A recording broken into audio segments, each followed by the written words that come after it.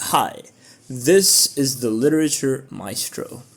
Are you frustrated with your English classes? Are you unsure about how to go about analyzing any text that's given to you? Are you scrambling around for a starting point in order to get you back on track? If so, then I've got great news for you.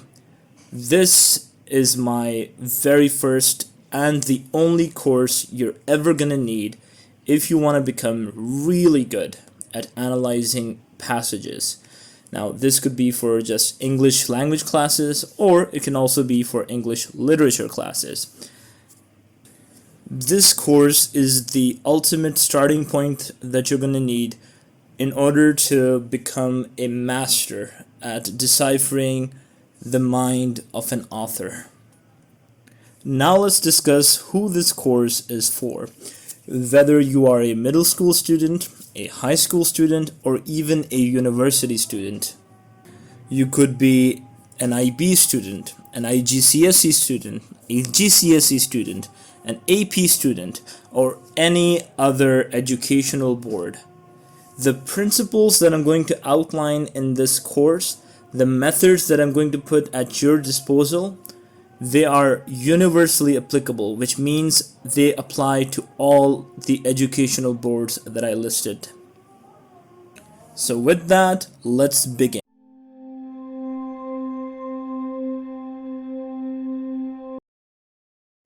Let us first start by discussing why so many English students are overwhelmed. Is it because they don't work hard enough? Is it because they're not very bright? Absolutely not. It has to do with trying to do too much at once. You see, the way analysis is typically taught is that you are expected to come up with sentences in the right order, with the right content, with the right words, out of a vacuum. In other words, there's very little predictability to the way you're supposed to write analysis. The approach that I'm going to introduce to you today is going to be based on an optimization principle that I wholeheartedly believe in, and a principle that I've seen work wonders with a lot of students. This principle is the principle of predictability. My goal is going to try to make writing as predictable as humanly possible so that we can dedicate our cognitive resources to making the inferences that actually matter the most, instead of trying to always browse through your head for the next sentence, the next word, the next idea. I am going to introduce sentence templates where all you really have to do is fill in the right inference and you will be well on your way to writing a very, very sophisticated analysis. Put simply, this approach will lighten a lot of the cognitive load that students feel when they do analysis of any kind. And by doing so, as a student, you will be able to optimize the time that you are given in any exam, which can make a dramatic difference to your results. Now that we've established the approach we're going to take, let us start with level 1 analysis, the first step to starting any literary analysis.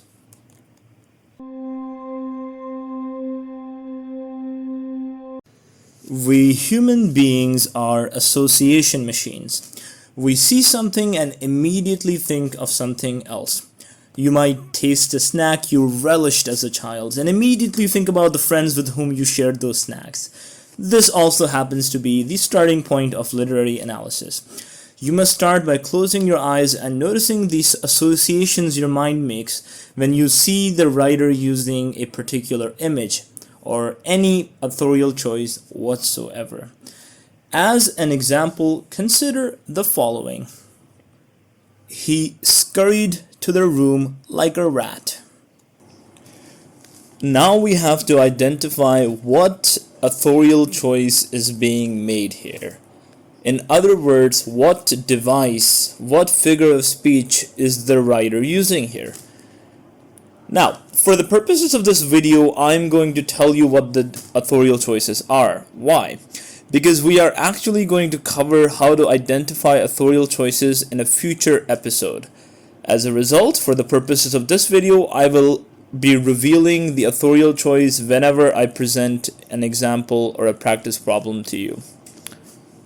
The authorial choice in the sentence that I have just presented is a simile, like a rat.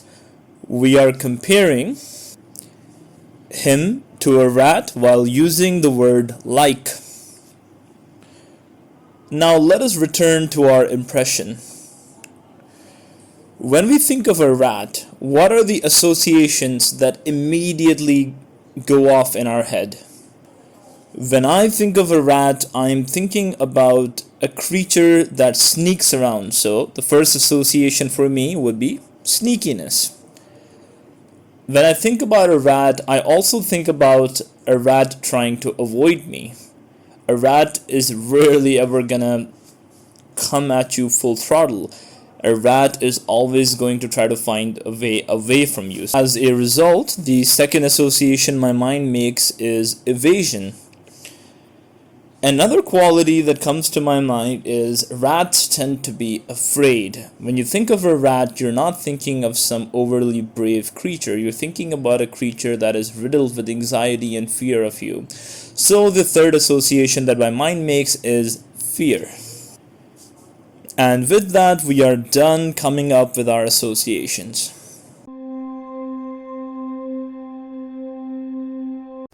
Now that we're done with our associations, we are going to insert these associations into a pre-built sentence template.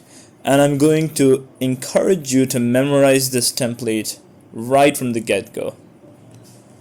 Last name of author plus apostrophe S plus use of the plus authorial choice plus textual reference plus evokes the idea of plus association inference.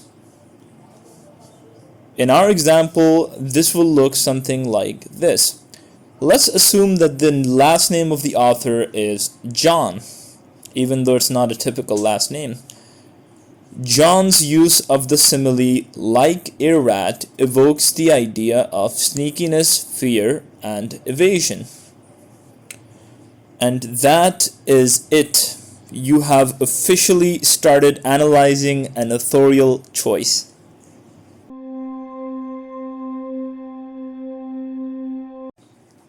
Now, in order to help you apply this template and the association inference on your own, I am going to provide a practice problem. This quote comes from The Catcher in the Rye by J.D. Salinger. Life is a game, boy. The authorial choice here is a metaphor. The speaker is comparing life to a game without the use of the word like or as. Can you think of some associations and fill them into our template? I will give you a minute. If it takes longer, feel free to pause the video.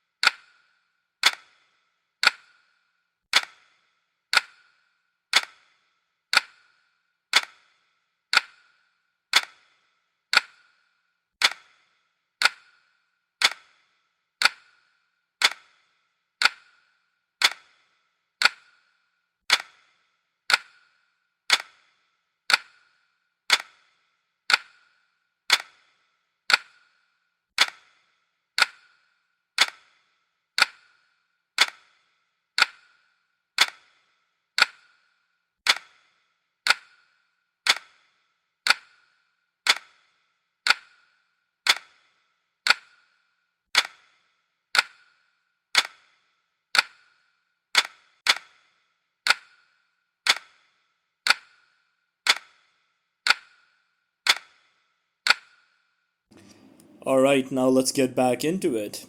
When I think about the metaphor of a game, the associations that come to my mind are competition or competitiveness. because of course in a game you have multiple people who are trying to win at the expense of others. The next association that comes to my mind is goal oriented, because every game has a clearly defined goal. So if we were to take these two associations, our association inference would look something like this. Salinger's use of the metaphor "life is a Game Boy" evokes the idea of competition and a clear goal.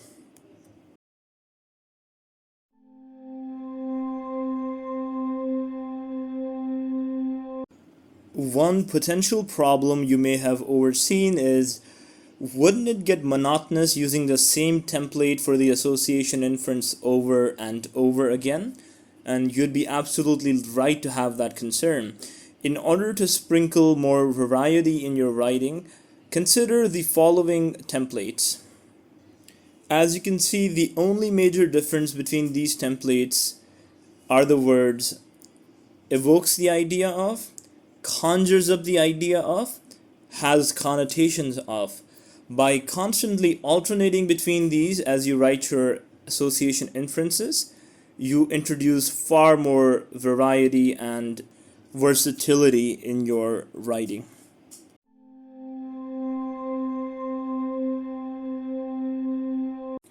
Now let's move on to our second practice problem. This one is a quote from To Kill a Mockingbird. They were people, but they lived like animals. As you can see, the authorial choice yet again is simile. Like animals. I will give you a minute and I want you to consider what are the associations that pop into your mind when you think of that particular simile.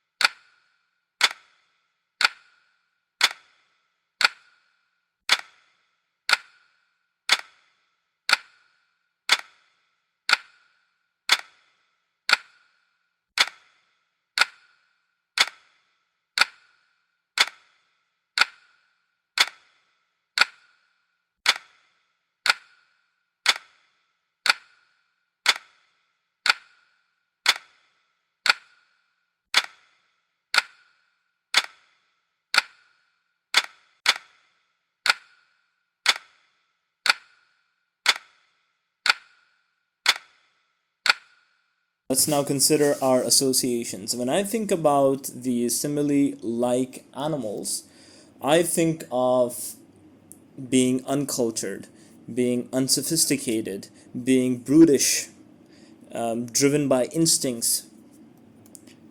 So now let us use that in one of our templates.